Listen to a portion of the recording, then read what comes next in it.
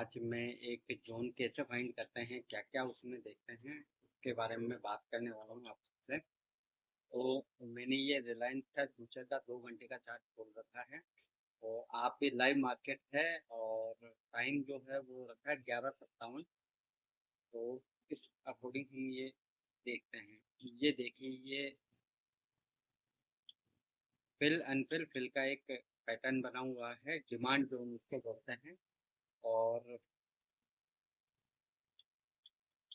ये आज ही बना है। ये जो बोरिंग है, ये बोरिंग है कल 3:15 के टाइम की बोरिंग है और आज मार्केट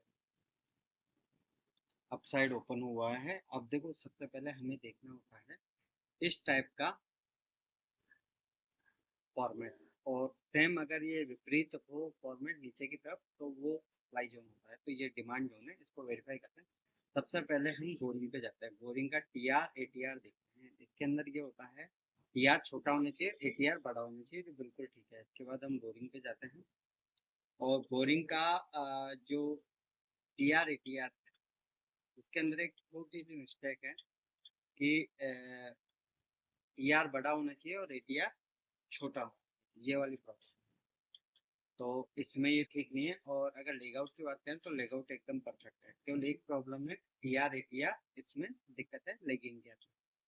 और इसके बाद मैं बात करूँ, अगर इसका जो इसको मार्किंग करेंगे, मार्किंग करने का बहुत अच्छा तरीका है। आप बोरिंग पे जाइए, बोरिंग का डी ए टी आर देखिए। ये जो डी ए टी आर है ये अपने को देखो, तो बोरिंग का डी ए टी आर है 24 पॉइंट कुछ है।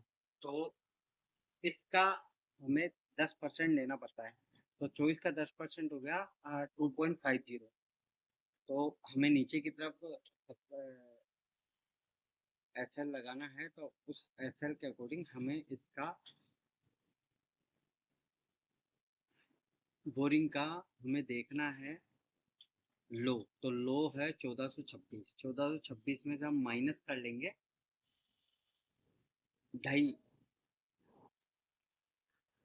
2.50 को माइनस कर लेंगे तो वो होगा 1423.50। तो ये हमने मार्क कर लिया। इसका 1:5 हमें देखना होता है, तो 1:5 ये बिल्कुल हमारा लगाया। अब इस बीच में इसके अलावा हमें और क्या देखना है, वो मैंडेटरी चीज मैं आपको बता देता हूँ।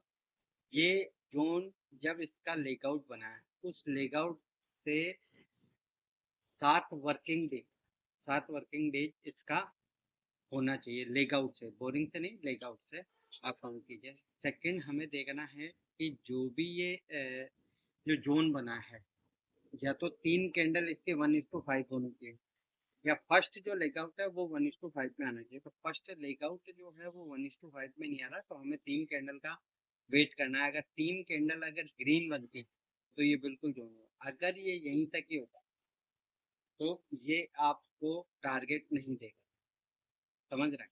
और अगर इसको 7 दिन पूरे नहीं होंगे तो भी ये टारगेट नहीं देगा, ठीक है। सेकंड चीज हमें एक चीज और नोटिस करनी है कि हमें केस और फ्यूचर दोनों में जोन मिलना चाहिए। समझ रहे हैं आप क्या कह रहा हूँ?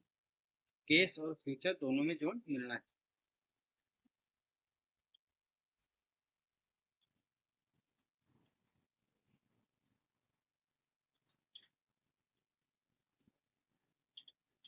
सॉरी, मैंने गलत बोल लिया।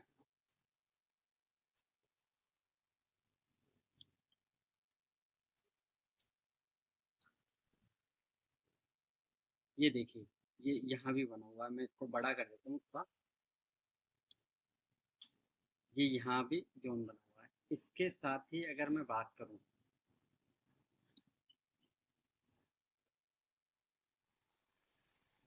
जो आपके लेगिंग बनी हुई है, लेगिंग के पीछे बिहाइंड कोई भी विपरीत कलर की अगर कैंडल बनी हुई है, मैं बात कर रहा हूँ आपकी,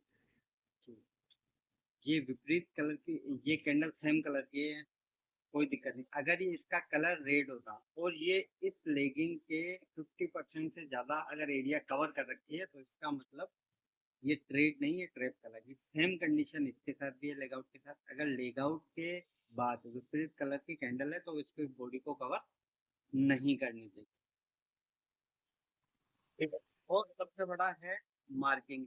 अगर मान लीजिए आप कि अगर बोरिंग के अंदर ये विक नहीं होती तो हमें बोरिंग की बॉडी से इसको लगाना है, और सेम अगर लेग आउट के विक नहीं होते तो हम जो एंट्री है वो लेग आउट के या विक से लेंगे।